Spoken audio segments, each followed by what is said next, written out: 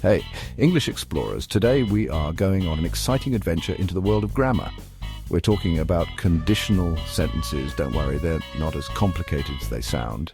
In simple terms, conditional sentences talk about things that could happen, might happen, or even things we wish would happen.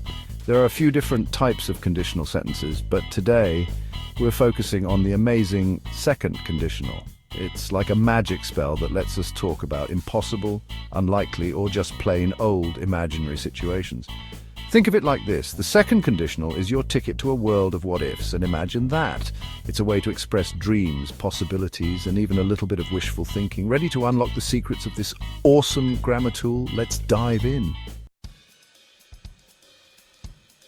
So what exactly is this second conditional we speak of? Well, it's all about imagining the impossible or the unlikely. It's used when we want to talk about situations in the present or future that are purely hypothetical. For example, imagine you're craving pizza but don't have any. You might say, if I had some pizza, I would eat the whole thing.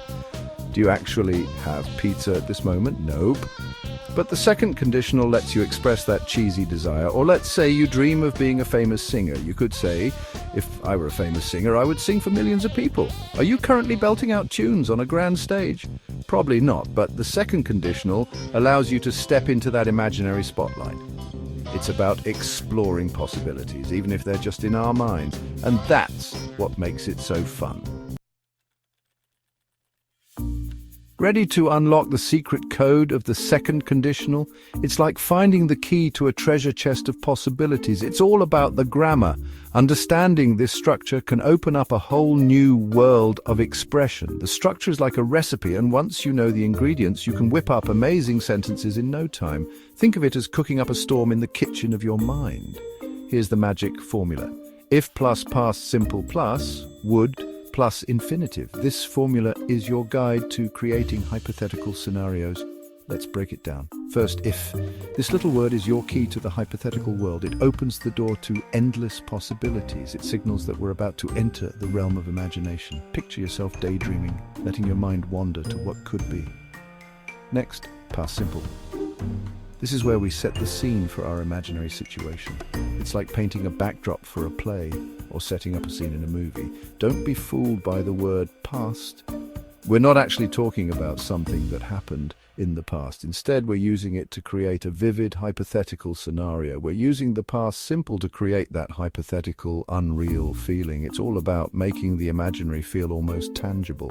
Then, this word is all about the result, the consequence of our imaginary situation. It tells us what would happen if our if clause came true. It shows what would happen if our if clause came true.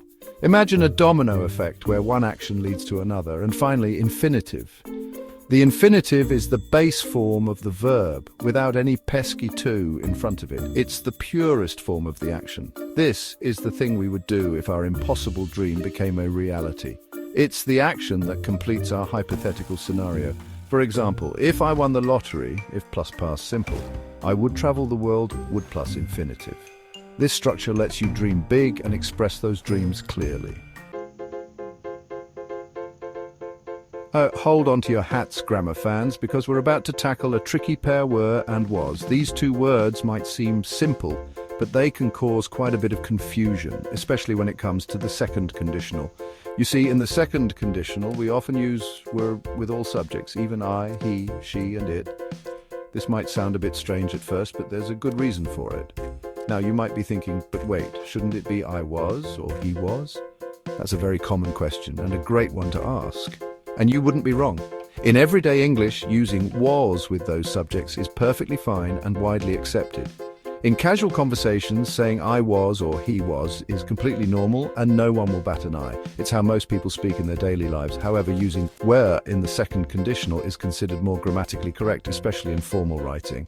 This is because were adds a level of formality and correctness that was doesn't quite achieve. It adds a touch of elegance and emphasizes the hypothetical nature of the sentence. This subtle difference can make your writing sound more polished and sophisticated. So while saying if I was a cat I would sleep all day is perfectly acceptable in casual conversation, using were instead can elevate your sentence. If I were a cat I would sleep all day sounds a bit more polished and grammatically precise. It shows a deeper understanding of the nuances of English grammar. But here's the good news. Whether you choose were or was in your second conditional sentences, the meaning remains the same. The key is to be consistent and clear in your communication, so don't stress too much about it. The most important thing is to practice using the second conditional and have fun with it. The more you practice, the more natural it will feel. Section 5. Negative and question forms, expanding your second conditional skills. Now that we've mastered the basic structure of the second conditional, let's add a dash of variety. Just like any good grammatical tool, the second conditional can be transformed into negative and question forms, making your English even more expressive and dynamic. To create a negative second conditional sentence, we simply add not after would in the main clause. It's as easy as that. For example, positive, if I had superpowers, I would fly to the moon. Negative, if I had superpowers, I would not or wouldn't fly to the moon. Now, let's turn up the curiosity and explore question forms. To form a second conditional question, we simply invert the subject and would. For example, statement, if I had a time machine, I would travel to ancient Egypt. Question, would you travel to ancient Egypt if you had a time machine? See? With a little grammatical tweaking, you can express a whole range of hypothetical situations, from the mundane to the fantastical. Section 6. Hypothetical present situations. Imagining the what-ifs. One of the coolest things about the second conditional is its ability to transport us to imaginary present situations. It's like having a magic wand that can change our current reality into something completely different. For example, let's say you're stuck in a boring meeting, but in your mind you're lounging on a tropical beach.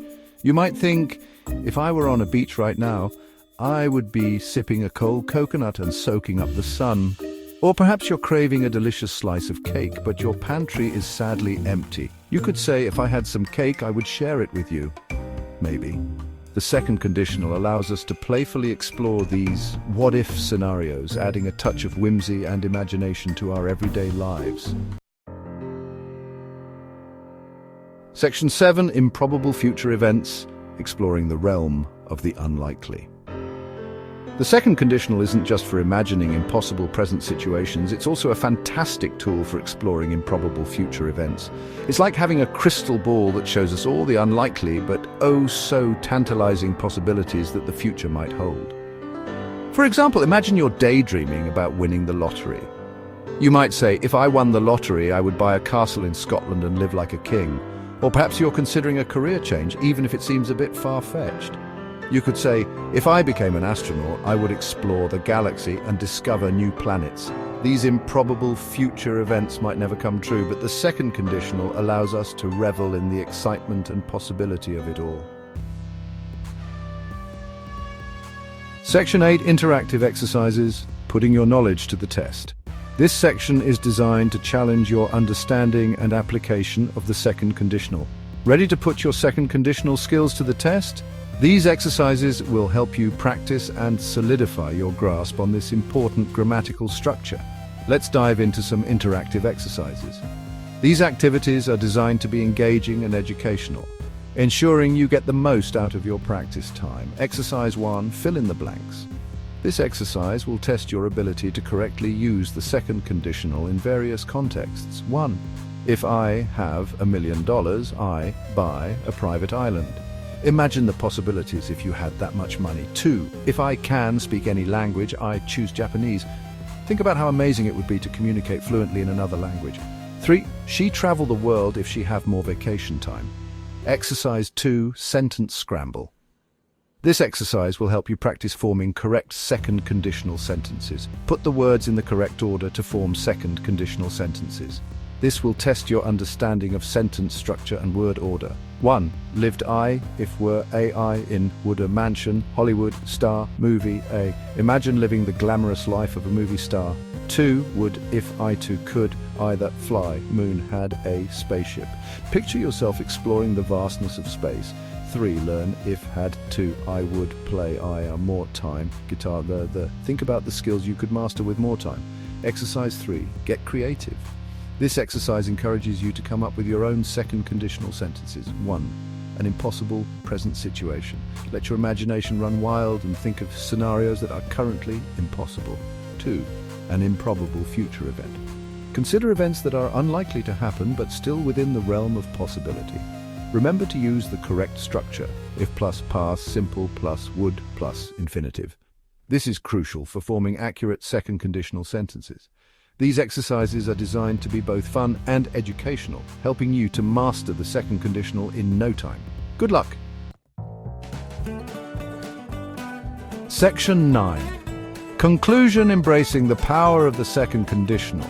Congratulations, grammar champions. You've successfully navigated the exciting world of the second conditional. You've learned its structure, its uses, and even how to jazz it up with negative and question forms. Now it's time to unleash your newfound knowledge upon the world. Remember, the second conditional is more than just a grammar rule. It's a powerful tool for expressing your dreams, exploring possibilities, and adding a touch of imagination to your English. So go forth and embrace the what-ifs, the imagine-thats, and all the hypothetical wonders that the second conditional has to offer.